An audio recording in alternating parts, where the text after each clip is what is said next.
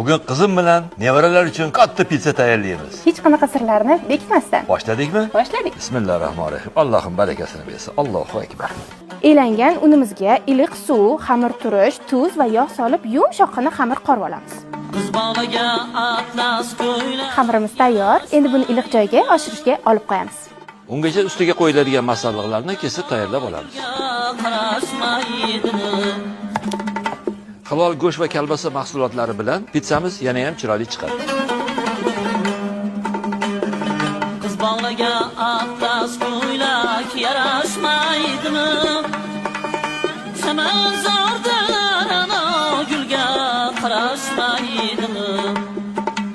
Yigit 180-200 gradusda 20-25 daqiqa pishirib olamiz. 20 daqiqa o'tgach, pechni tepa qismini yoqib, pitsa ustiga yana pishloq sepib, 5 daqiqaga yuboramiz.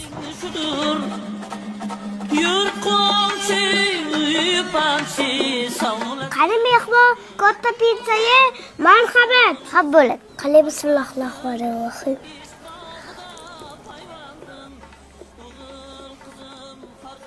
Qani mehmon, mana qo'ysizmi?